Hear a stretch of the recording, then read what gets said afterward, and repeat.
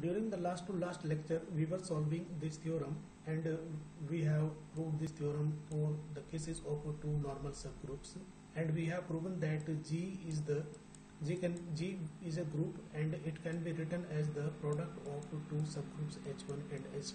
If H1 and H2 are there are two normal subgroups of the C.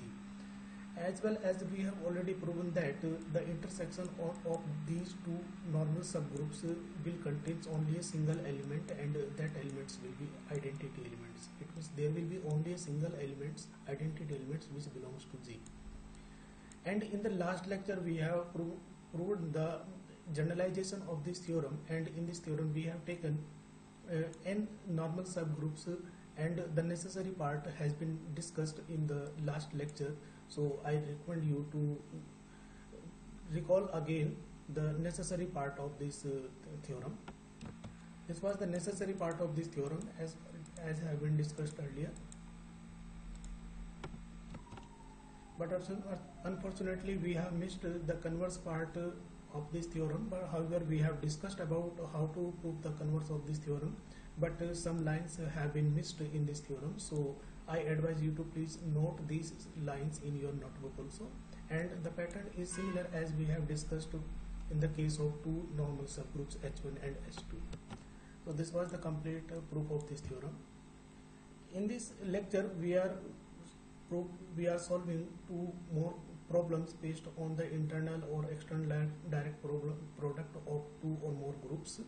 The first problem is we have to show that a group of order 4 is either cyclic or is an internal direct product of two cyclic groups of order 2. Please note this question carefully. If we have a group of order 4, then there will be two possibilities. First, either it will be cyclic. It will be cyclic means this group will have a generator, and that generator can generate each element of this group. However, the generator can be more than 2 or more than 2. And if this case is not exist, then it can be written as the direct product of two cyclic groups. If it is of order 4, then it will be written as the product of two cyclic groups, and the order of each cyclic group will be 2. So let's see the solution of this problem. Here we have assumed that G is a group of order 4. So it will contain some element. Let us suppose there is a element X which is the generator of this group. As we have discussed that the order of any element of a group, let us suppose a group has 3 elements A, B and C, and the order of this group is 4. Then the order of the element of this group or order of the generator of this group, let us suppose B is the generator of this group and the order of B, then the order of this complete group will be always divisible by the order of generator. So here it is given that the order of group is 4. So this 4 will be divisible by the order of the generator of this group. So the order of the generator can be 1 because this 4 is divisible by 1. It may be 2 because 4 is divisible by 2, and it can be 4 because 4 is also divisible by 4. But the order of this arbitrarily chosen generator cannot be 3 because the order of complete group must be divisible by the order of its generator. If you are using that the order of generator is 3, then this 4 cannot be divided by 3. So we will use that if order of any element X is 4. Now we will check these 3 possibilities. If we are starting from last, if the order of this group 4, this generator is 4, then the X to the power 4 will be equal to identity, and the elements of this group will be written in this style. Here there are 4 elements. The first element is X, second is X square, third is X cube, and the last element is X4, which is equalated to identity. So besides identity there is 3 more elements, and this is a cyclic group. It is clear that here X is the generator and it is a cyclic group. Now we are looking at the next possibility, and the next possibility is if the order of this element is 2 and this element is not identity. We are not taking the identity element, and the order of this element is 2. Let us suppose this group Z is containing two elements A comma B. These are two elements of this group Z, and none of these elements is identity. So how can identity will be obtained? If if you are taking the two subgroups from this group, here G is containing two groups, then and we are writing two subgroups on the pattern as we have discussed earlier, that the first element, if this is the first element of in this group H1, and the second element is lying in the second group B, then there will be no common element in A and B, only identity can be common in these elements. So you are writing these two subgroups, and let us suppose Z having two elements A and B, then it can be written as the two subgroups A and B, and these are normal subgroups because they are containing only the identity as a common element. And in this scenario, what will happen? If it is a cyclic group, then what will be the order of this group? Here is the identity, and obvious because the order of any element cannot exceed then the order of the group. And here A and B, these all three are the elements of Z, so their individual order cannot exceed by 2, because here we are considering that the order of this group is 2. So how it will possible? If you are writing A to the power 1, that will be equal to 1, and it will gives necessarily that A square will be equal to E, because the order of this particular element cannot be exceed than the order of this group, because this A is also the element of this group Z. So here it is clear that there are two subgroups or normal subgroups, and the order of each subgroup is 2. So we have proved the necessary part of this theorem. And in these two groups, we are noticing that there is only a single elements, and if you take the product of these two groups A and B, then their order is will be 4, and that is equivalent to the order of this group G. So this is the statement of the previous theorem which we have discussed in last lecture. So this is the proof. And let us take one more problem, and in this problem it is stated that A and B are finite cyclic groups, and M and N are their orders. The order of this element A is M, and the order of this group B, not element, sorry, the order of A is M, and the order of another group B is N. And we have to prove that A cross B is a cyclic if and only if the possibility is M and N both are prime. If these M and N are prime, then A cross B will be cyclic, and if A cross B is cyclic, then these numbers will be necessarily prime. As per the given question, we are here writing that O is a group and its order is M, and B is another group and its order is N. If the generator of this group A is A, then the order of this A will be equivalent to M, and the order of this B is equivalent to N, because here B is the generator of this group B, and we know that the order of the generator of a group is always equivalent to the order of that group. In the necessary part, we are considering that A cross B is cyclic. If it is cyclic, then its elements will be in the nature of the ordered pair XY, where X will belongs to A and Y will belong to B, and the order of this XY will be equivalent to the order of their individual order, the order of A and order of B. So that will be equal to M cross N. Let us suppose that these M and N are not prime, so they will have a common divisor. So here we have considering that the M and N having a GCD D.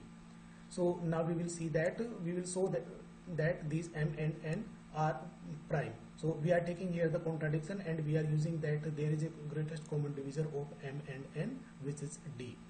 Now we are applying, what will happen if we apply the power of Mn upon D, the result which will be appeared after dividing Mn by D, then what will happen? Here this power will be distributed on these elements, and if we proceed the simple calculation, that we will get here E1 and Hence, in this scenario, we see that the if I am taking the power mn upon d on this ordered pair xy, I get identity. This is the identity in A cross B. So here we see that the order of this ordered pair xy is mn upon d. And what is this order? This x and y. This is an element of this A cross B. This is the element of this set A cross B. But in our initial assumption, we have assumed that the order of xy is mn, because the order of x is equal to m, because mx is the element of set A, and the order of y, this is equivalent to m, because this is the element of another set B.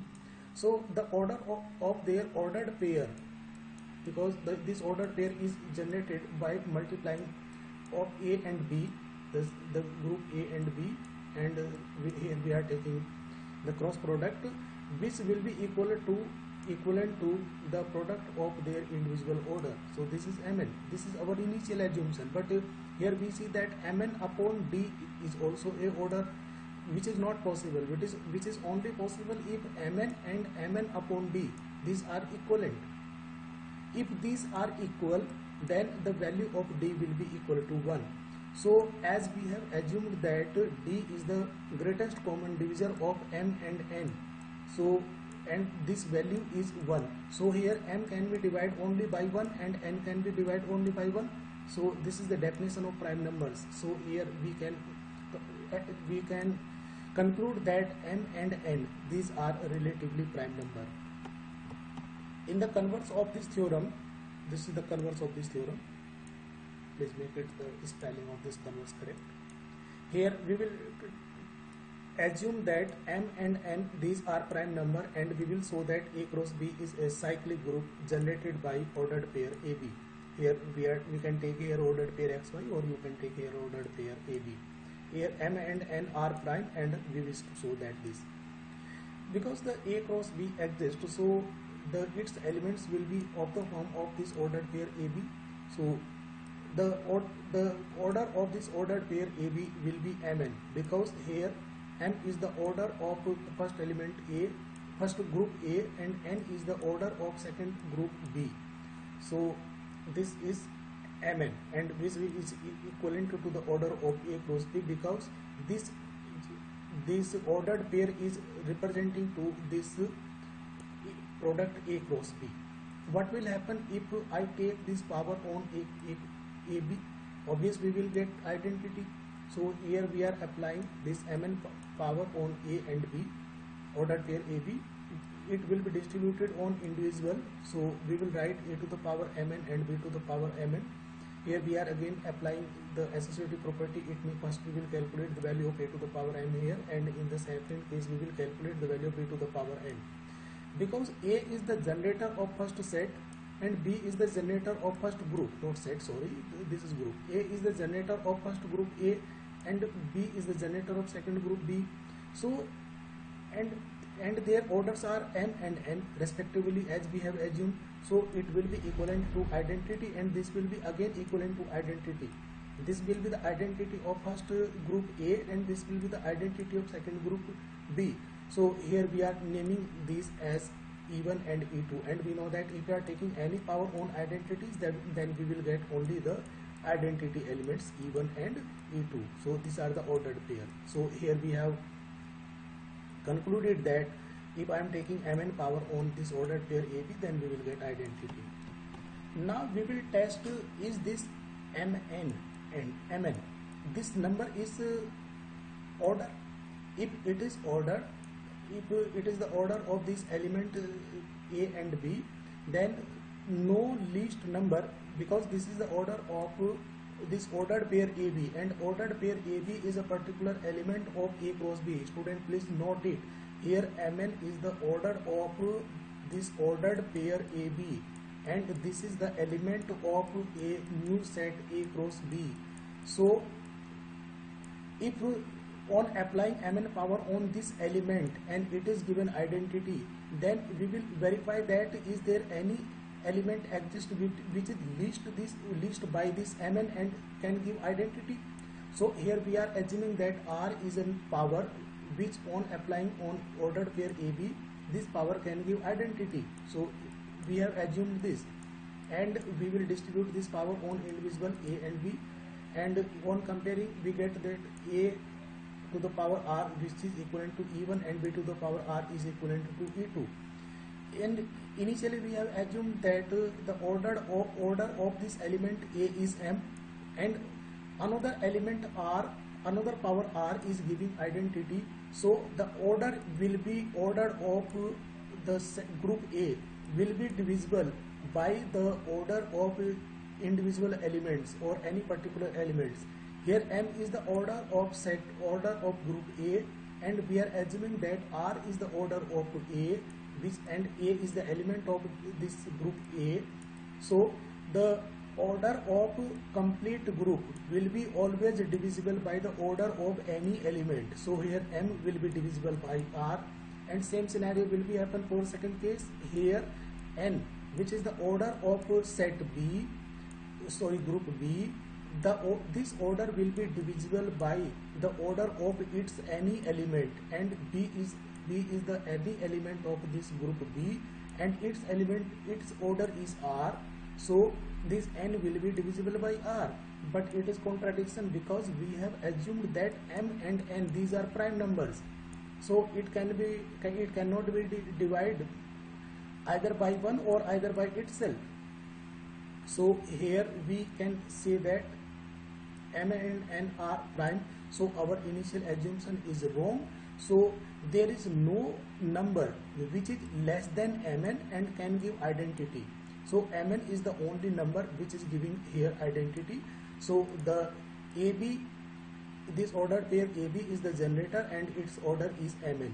So if A cross B, which is a group, has any generator of a particular order, then this group will said to be cyclic. So by having ordered pair AB, which is the generator of this group A cross B will be cyclic. This is the proof of this problem. Thank you so much.